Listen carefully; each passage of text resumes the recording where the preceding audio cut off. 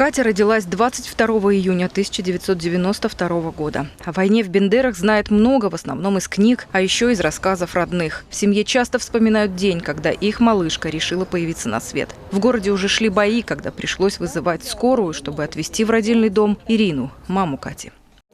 Когда мы ехали через микрорайон Ленинский, то нас остановили опоновцы и, увидя, что машина залита кровью, а скорая помощь, видно, перевозила раненых всю ночь, и действительно карета скорой помощи была залита кровью. И когда они открыли дверь и увидели, что там роженица, они нас, в общем-то, отпустили. Скорая приехала вся окровавленная, было достаточно страшно ехать. Маму привезли в наш роддом, нынешний, недействующий. Там тоже обстановка была достаточно мрачная. Врачи и санитары передвигались ползком, оказывали помощь людям, раненым. Когда Катя родилась, ее сразу отдали матери в нарушение принятых тогда медицинских правил. Так поступили и с остальными детьми, которые в те дни появились на свет в бендерском роддоме.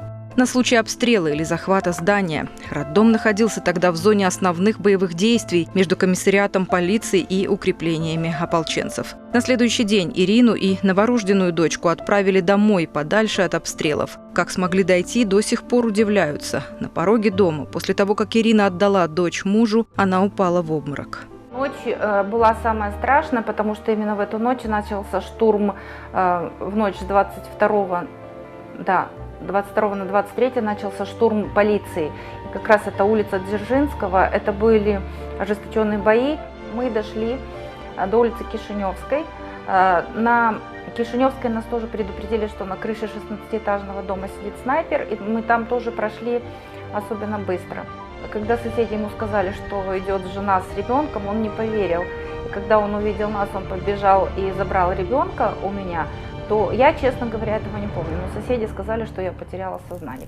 Здание медицинского колледжа. Здесь Катя появилась на свет 22 июня 1992 года. И так уж сложилась судьба. Здесь же уже в мирное время получила образование. Теперь она фармацевт-провизор, потому что когда-то твердо решила, что помогать людям – это ее призвание.